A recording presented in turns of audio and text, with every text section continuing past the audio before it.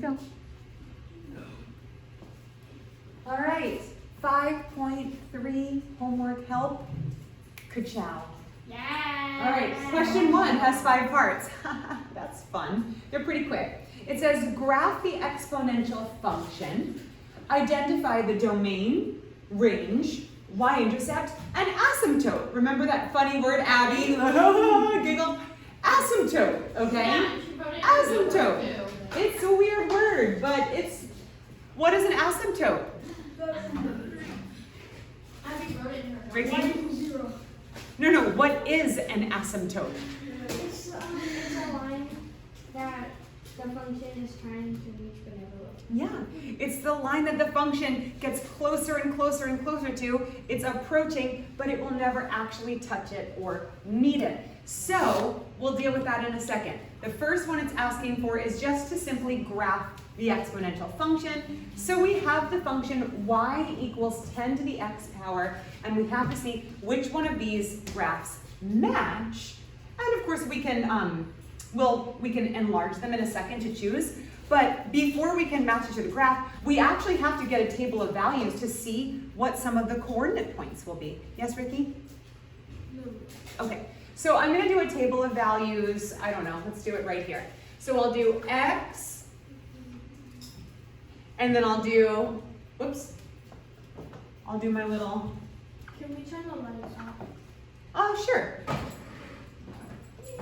10 to the x power, and then our y here. This will give me some space to actually work out the problem. And remember, we want to pick some negative values, a 0 and some positive values. So let's do -2, -1, 0, 1, and 2. And you can always go to like 3 and 4 just to see how much what it looks like on the graph. But for now, we'll just stick with this. Now, remember, this input value, this x, is the exponent.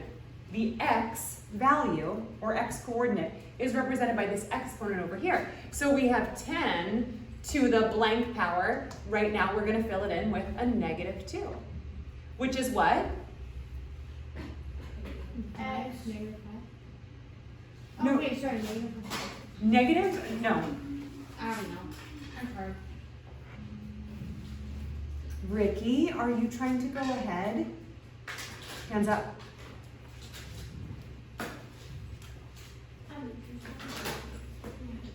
Why are you not on the homework? No, you were clicking around on something else, and we're not doing that right now. Please don't let me catch you again. Okay, somebody tell me how to solve 10 to the -2 power. Try to root it. No? Callie? Oh, 10 to -2. Yeah. Isn't that -1? Or what, -1/2? No. 100. Well, and the list was really confusing. 100. The lesson, we've been doing this for about 3 weeks now. 3 weeks. 100. 10 to the -2 power. Oh. What do you do when there's a negative exponent? -200. Thank you. You send it to the basement to get a more positive attitude. Remember, a negative exponent means it gets sent to the basement to become more positive. So it's 1/10 squared, which is 1/100. That's a teensy tiny, tiny little, if you think of a dollar being the whole thing, or 1, that's only 1 cent. 1/100th is a cent. That's a teensy tiny thing. That'd be so tiny on that graph, right? That's a tiny y value. Now let's look at 10 to the -1 power. What's that? What is it, Abby? 10 to the -1 power. 1/10. Yes, 1/10. 1/10 to the +1, which is simply 1/10. So look at our first two coordinate pairs. -2 on the x, 1/100th on the y. How are we gonna plot that? Well, we don't really have to. We're just gonna match it to the graph. And then -1 and 1/10. And then 0 would be 10 to the 0 power, which is 1. Anything to the 0 power is 1. I know. And then 10 to the 1 power is 10. And then 10 to the 2nd power is 100. So you can see that it's really starting to get big, big, big, big, big. If we wanted to go to the next one, 3, it would be 10 to the 3rd power, which is 1,000. You see how it's growing exponentially? That's the, I don't know if you guys have ever heard that term before, but when something grows exponentially, it's growing so fast. The x values are only increasing by 1. The y values are increasing by multiplying each y value times 10. So if you think about if the x value just goes up to like, I don't know, 7, that's 10 to the 7th power. That's 7 zeros. 7 zeros. All right, so anyway, where were we? So let's look at which graph has these coordinate pairs. I'm going to write the coordinate pairs right here. I'm just going to do -2, 100, -1, 110, and then I'll do 0, 1, 1, 10, 2, 100, and 3, 1,000. Is anybody confused as to how I got all of these coordinate pairs? No. Where did I get them from? The table, very good. Okay, so now I'm not gonna erase my table of values, I might need them. So let's take a look and see which graphs can we immediately, I can immediately eliminate all of them. Does anybody have a guess of which graph is correct? D. D. Because it's the only way that's going from left to right. It's the only way that it's increasing. This one's increasing from left to right, but it's also in the negative values over here on the y, and that doesn't make any sense. We can't get a negative value on our y, right? So yes, D is going to be correct. I'm just going to, I'll pop it out so that we can see. Okay, so let's see here. -2 on our x, see my little arrow here? -2. And the y coordinate is 100. That means from here to here, we break this distance into 100 equal parts and just go to the first one. That's why it almost looks like it's touching the line, right? It's not. And look at this. Doesn't it really look like it's touching the line? Mm-hmm. It's not. See, when we went to 3 was, oh, I'm sorry. If we went to -3, it would be 1/1,000. So that would mean this little unit would be broken up into 1,000 pieces, and the point would be on the first one. This unit would be broken up to 10,000 pieces, and it would be, so you see how it's getting so close because there are more and more pieces, so it's getting lower and lower, and lower and lower and lower and lower. To the naked eye, it looks like it's touching, but it's not actually touching, and never ever will. So we'll get there in a second, but then we can see it's shooting up. Look at our little coordinate here, 0, 1. We can see that right here. And then we have 1, 10, which is not on the graph, but you can see that eventually that line is shooting up so high that it will probably match up right around there. So we can see that generally this graph looks good. Everybody good for that? See. All right, then it says identify the domain. What is another way to I'm just gonna pop this out again. What's another way to explain the domain? Yes. Domain of this is the x value. Yes, very good. The domain is all of your x values.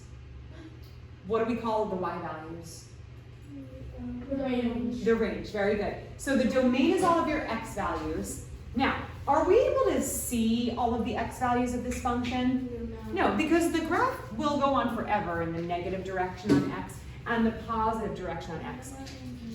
Does this function have a stopping point? in the negative direction? Does it have a stopping point in the positive direction? No, it's gonna shoot up higher and higher, but it still has values for every, you're still gonna get a point for every, I could plug in positive 1,000,000 for my x. I could plug in positive 10 trillion. I could plug in negative 10 trillion. I can plug in any real number for my input, for my x value, and there would be a point for it. Therefore, the domain is, All their numbers. very good, all real numbers. I do it wrong. Now it says identify the range. So we're either gonna say the range is, and then we're gonna type in inequality, or we're gonna say the range is all real numbers. Let's look at our graph again. It's not all It's not all real numbers. real numbers. Why is it not all real numbers? Tell me the numbers that it's not. So you're saying it's not 1 over 100 and 1 over 10? You know what I'm saying? Because that's why it's not Real numbers are not real numbers. That's not the same thing. Real numbers are all numbers that you can think of and write down, say. All numbers. Rational, irrational. Real numbers is every number in the whole world. What about 9 4 2 8? A non-real number would be like a bajillion, like what a made-up number, okay?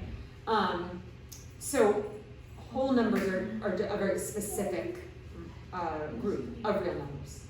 So give me an example of a number that the range cannot include. Yeah, 49. why not? Because it does. So this graph doesn't show all of the intervals, but it does go on forever. The graph, this coordinate plane does go on forever. So that means the function is going to continue. Ricky? 0. 0.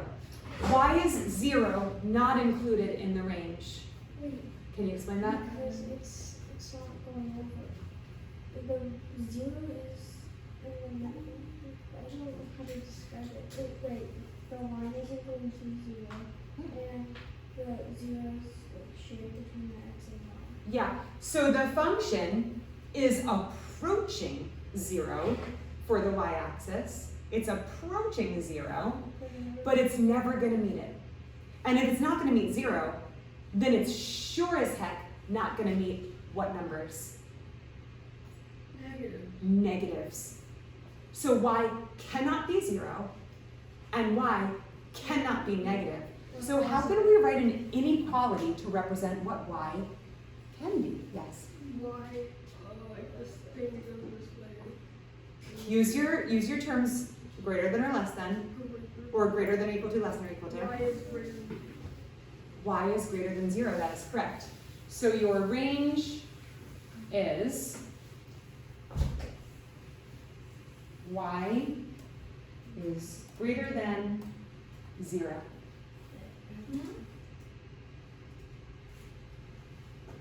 Y is greater than 0. Does everybody have the same function as a 10 to the x power? No. Is it just something to the x power, like 5 to the x power to the x power? It's going to be the same for all of them. 10 to the x. Yeah, 10 to the x power, 9 to the x power, 2 to the x power. It's all going to be, all these answers are the same. No, I don't want.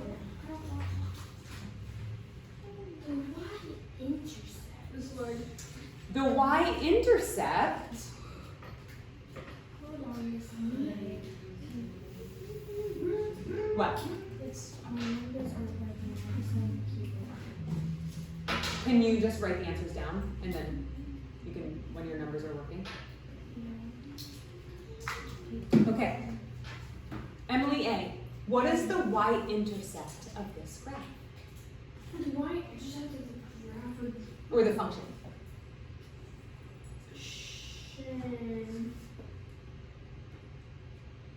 You might want to tell me what a y-intercept is.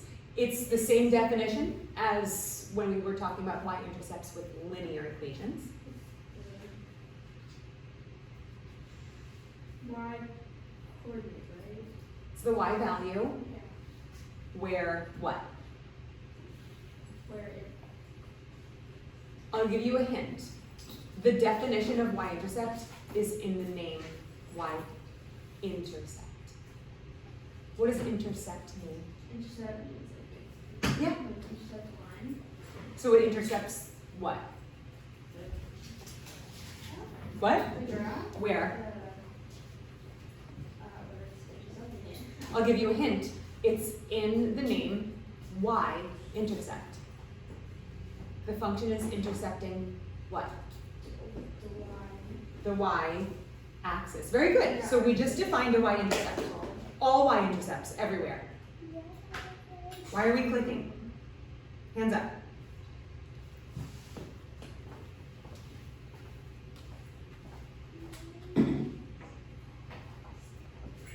Beautiful. But we got to build that trust back up, okay? All right, so now that we've defined y-intercept, can you tell me what the y-intercept is? Negative one. Positive one. Positive 1, very good. It's where the function intercepts the y-axis. I know it's a little weird, we're used to working with lines. Abby, what are you doing? I was from answering. Okay, we're looking for the place where the function, whether it's a straight line or a bendy line like this, wherever it intercepts the y-axis.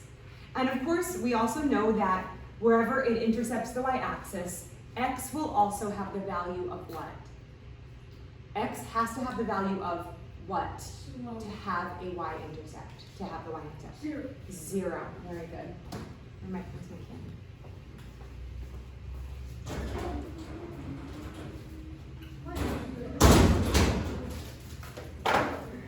Oh, you have to hide it from the teacher. Ain't nobody. And what? Sorry. All right, so the y-intercept is positive 1. And the asymptote is, now this is a tricky one. It says to type an equation. So you can name the asymptote by just telling me the name of it, but then you also can tell me the equation that represents it, yes? I know what it is. What is it? Y equals 0. That is correct. The asymptote is y equals 0. What am I actually saying when I say y equals 0? What line am I talking about when I say y equals 0? We talked about it in class yesterday. Hold on. I know you know. But then The X line. The x what? Axis. Yes, the x-axis is our asymptote. It's the line where the function is trying so hard to meet it. It's approaching and approaching and approaching, getting closer and closer and closer and closer forever. Literally, it's spending its entire life forever, for all eternity, getting closer and closer to the x-axis, but it will never meet it.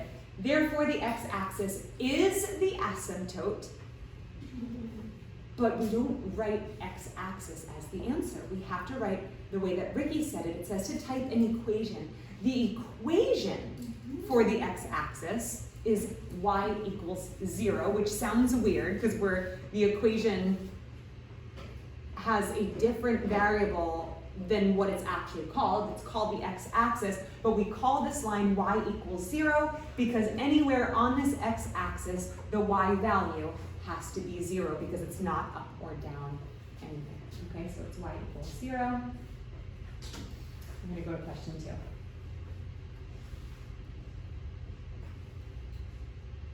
Yes? Okay. That's great, but you know me better than that, right? You know I'm not going to be calling on people for answers when I haven't even started the question yet, right? Because this is homework help, not homework answer key. Yes, Mrs. Light. Identify the key features of the exponential function f of x equals 1/3 to the x power. Now that is a lot to swallow.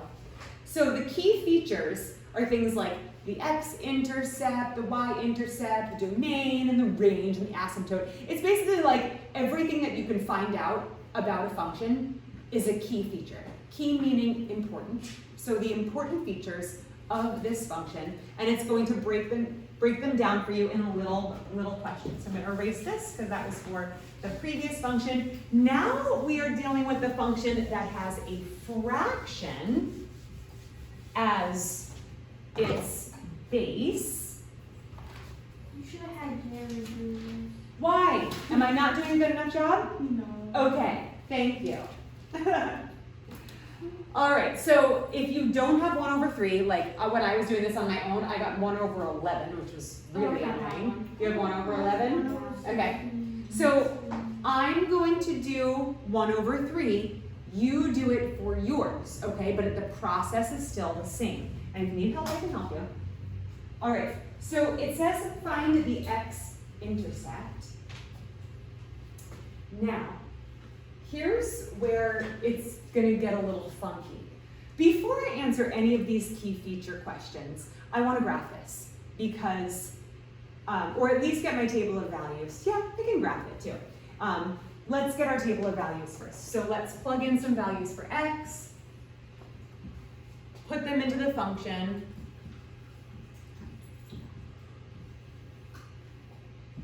and then we'll get our output values or our y values. Let's do -2, -1, 0, 1, 2. We can even do 3 if we want to. Okay, so I'm going to plug in my input values for my x values. That would be 1 over 3 to the -2 power. Abby, what do I do here? Wink, wink. Flippy! Flippies! Yes! Do you like jelly? No. No, You want a gummy? Give it to me. Give it to me. No. Okay, you didn't say flippies. So this is, we do flippies 3 over 1 to the +2 power. 3 over 1 is just 3. Don't try to do it on your numbers until we figure out the process on mine, okay? Can you guys answer the questions before I give them to you, okay? Like when I say 3 over 1 is, you say 3. 3 over 1 squared is the same thing as 3 squared. So that is 9. To the -1 power would be 1 over 3 to the -1. And Emily, if you have like 1 over 11, you can use a calculator if you need to. So it'd be 11 squared, right? Do you see that? Or are you just copying down mine first? Are you doing mine first? You said you had 1 over 11 as your number. Are you just working through this first and then you'll apply it? Yeah. Oh, okay. I wasn't sure if you were trying to do yours at the same time Well, as mine. I'm doing what you do, except I'm just using my numbers. Right, so what I was just doing was just making sure that you know that you're going to be doing 11 squared Yeah. to get yours. Okay, good. And you can use a calculator if you need to because your number is bigger. All right, so then I have 1 over 3 to the -1 power. What do we do? Flippies! So we have 3 over 1 to the +1 power, which is simply 3 to the +1, which is simply 3. And then I have 1 over 3 to the 0 power, which is? Flippy! Well, you don't really have to flip these because it just equals 1. Yeah. Okay, and then we have 1 over 3 to the 1 power, which is 1 over 3. Then we have 1 over 3 squared, which is, what's 1 over 3 squared? 6. What? 1/9. Thank you. It's 1 squared, which is 1, over 3 squared, which is 9. Remember, exponents isn't multiplication. It's multiplying the number times itself. Okay, so that'd be 1 over 9. And then I just threw in a 3 just for fun. So I have 1 over 3 to the 3rd power, and that is what? Nope. 1 over 27. What do you think the answer for the input, what do you think the output would be if I put an input of -3? Just based on what we got for +3 and based on the pattern that you see. +3. Positive 27. Positive 27. Very good. If it's a negative, it's basically. So notice that when you have a base, that's a fraction, a base that's less than 1, our outputs are decreasing. They're getting lower as the x values increase. The y values are getting lower. So what is this graph going to look like compared to the ones that we've been working with? Opposite. Flippies, right? It's going to be kind of flipped. So this graph, -2, 9, 1, 2, 1, 2, 3, 4, 5, 6, 7, 8, 9, and then -1, 3, and then 0, 1, and then 2, and then 2, 1, 9. 1, 9, that's really tiny, right? So that's, oh wait, I forgot to do 1. 1 and then 1/3. So this would be 1 and then up 1/3. And then 2, just going up 1/9, which would be super close to here. And then if I go to positive 3 on the x, I'm only going to 1/27th, which is like down here. It looks like I'm eventually going to touch the x-axis. Am I? No. No. But we can see that this function is kind of flipped the other way than the ones that had bases that were greater than 1. They were whole numbers.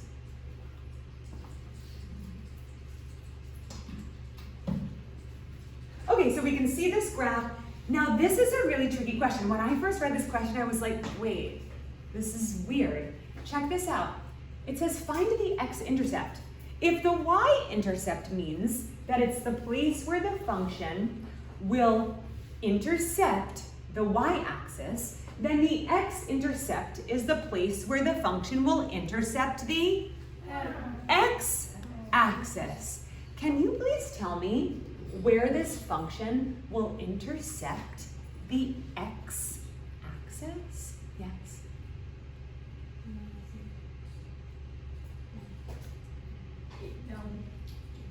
Who said that? Me. Can you start liking candy? It takes the joy away from rewarding. I'll just reward you with a round of applause. That's correct. She said, it wasn't correct grammar, but it was the correct answer. She said, it don't. And I know that's what you were going to tell me too, right? In a not so grammatically incorrect way. But she's right. Where is the x-intercept? There is no x-intercept. See how that's option B? The x-intercept doesn't exist because the x-axis is the asymptote. Giggle, giggle. Callie, what are you doing? I'm putting in my answer. Good. Just checking. All right, so this is, there is no x-intercept. Do you understand that? Yeah. I know this stuff is like, believe me, even functions for me just get like, they freak me out. So it feels very abstract. It's like I know it, I just wasn't saying. It's, yeah, believe me, I get that this is tricky stuff. Wait, so. no, Miss, like, there's 4. Oh, whoops! There's 4 more parts. I forgot. Okay. Now it says the y-intercept. Find the y-intercept. Okay, let's look at our graph. What's the y-intercept? 1. Good. We can see that in 2 places. We can see it on the graph. We can also see it on our table. The y-intercept is whatever the output value is when x is 0, so our y-intercept is 1. And that will be the same no matter what fraction There's you have. Do all questions have 5 parts on this? No, not all of them. Find the domain. So, do we need an inequality or is the domain all real numbers? All remember. All real numbers is correct. Touch the thing. Yep, because you can put in any number for your x value, right? So, all real numbers. Find the range. Yes, Y is greater than 0. correct. The range is y is greater than 0 because the x-axis is the asymptote. So the y values can never be 0 and can never be anything less than 0. So we would have to summarize that by saying y has to be greater than 0. And then we'll go all the way up to positive infinity on the y-axis, but it will never reach 0. Yeah, never. And of course, the asymptote is the Y equals 0. x-axis, which we write as y equals 0. Oh yeah. Miss Light, just so you don't skip it, the next part has 2 parts. 2 parts. Okay, thank you. Wait, what was the assumption? Y equals 0. And that works for yours as well. Miss Light, I even gave it this. You what? I was looking through the questions and I was like, All right, so sketch the graph of the exponential function. So now we have a decimal number, which we know decimals and fractions are pretty much the same thing, right? Just in kind of different languages. So this is 0.1, which we also know to be 1/10.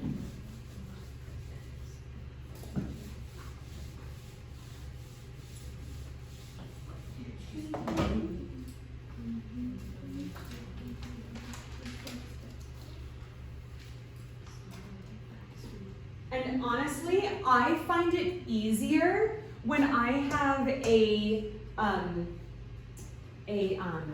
decimal number. When I did this, I made my table and I put 1/10, this decimal number, 1/10, right? I put it as a fraction. I wrote 1/10. There's nothing wrong with that. I found it to be easier to deal with it as a fraction. So, and I'll show you why. So if I have my table of values, x, and then I have my function, which is 0.1 to the x power, and then I need my output, which is whatever that equals, and then I put in my inputs, so I have -2, -1, 0, 1, 2. Now, what's gonna happen here is that if I put 0.1 to the -2 power, that means I'm going to have 1 over 0.1 to the +2 power, which you could totally do. What's 0.1 times 0.1? 1.1. 0. Wait, Why aren't you guys doing that on a calculator? 0.1 times 0.1 equals 0.01. I said that one before. So it would be 1 over 0.01. I guess you don't have to write this as a fraction. I guess you could just do it like that. But no, I'm gonna do it as a fraction. You know why? Decimals and fractions together are weird. So I'm gonna change this 1/10 to be written as a fraction, like this, 1/10. We're allowed to do that, right? Any decimal number, you just put it over its place value. So I'm gonna do 1/10 to the -2 power, which would be flippies, 10 over 1 to the +2 power, which is 10 to the +2 power, which is 100.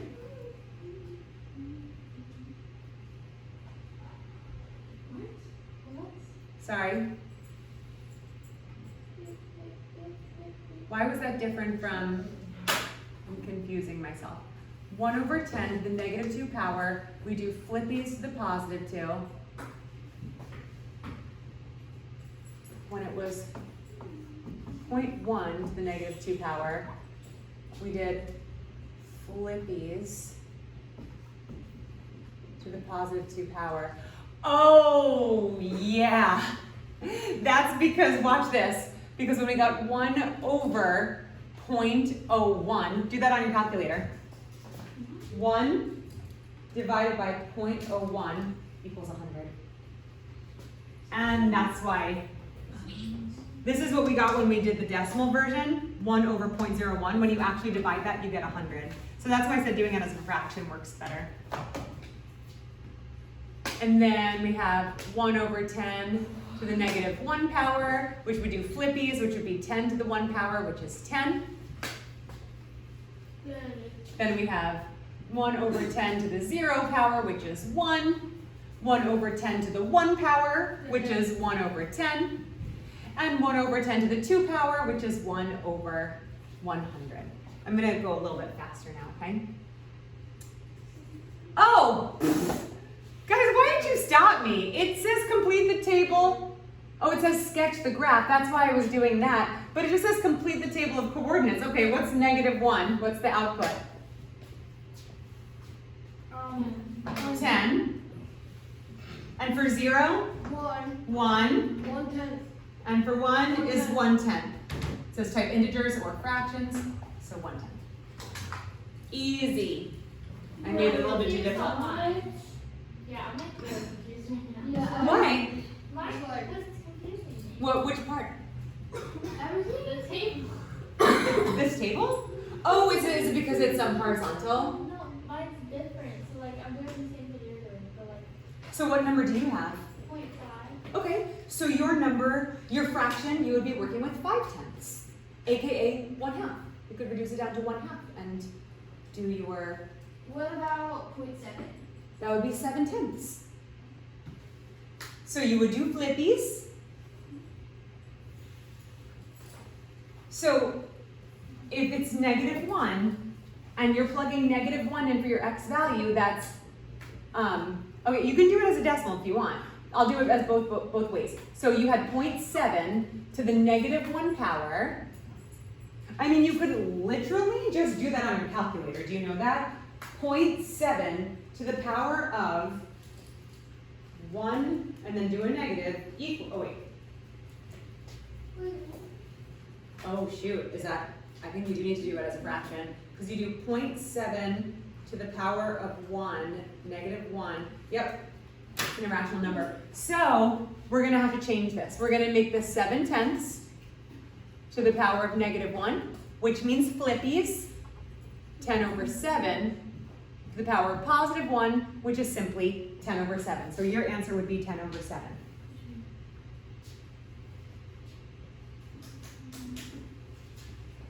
And notice that my answer for -1 was 10. My answer was +1. For +1 was the reciprocal of 10. So yours, Emily, is going to be the reciprocal of 10/7 for this one. Reciprocal just means flippies.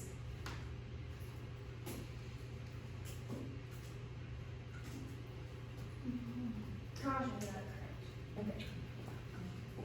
It's like, Yeah. number 4 is exactly like this first. 1 and 2. Okay. Okay. Got it? Yeah. The 0 and then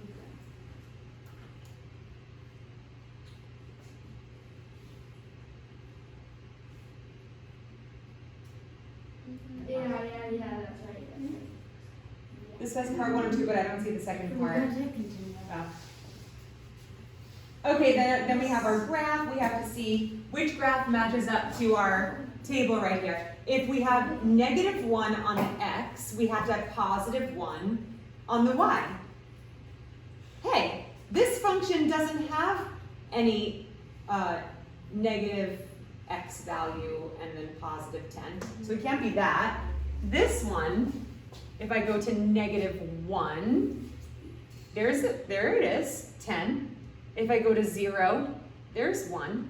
And if I go to 1, there's 1/10. So it's B, at least for mine. Would mine be C as well? So yours would be, okay, so is this your table of values? Okay, so -1, 5. Okay, and then 0, 1, 0, 1, and then 1, 1/5. So it would be this one, because this one has +1, 5. Okay. But yours is, yeah, that's like the flipped opposite. And for this one, for number 4, 6, and 5. I can extend the due date of this one and we can continue this on Monday. Would you guys like to do that? Please. Number 6 is very confusing. Okay, let's pause. What? I can help you. Let me just see where we left off. So we're leaving off on number 4. We'll continue number 4 on Monday. Number 3, you need help on? What was your number? 0.5. Where's the 0.5? Oh, 0.5. I think I said 25. So 1/2. So if yours was 1/2 and you put 1/2 to the -1 power, you get flippies and you get 2. So that's your output. 1/2 to the 0 power is 1. 1/2 to the +1 power is 1/2. Boop, boop, boop. So those are your values. We only got through 3 questions of the homework, so we're going to be extending the debate on this. We haven't had Mr. Whitten help us. What's that? We haven't had Mr. Whitten help us.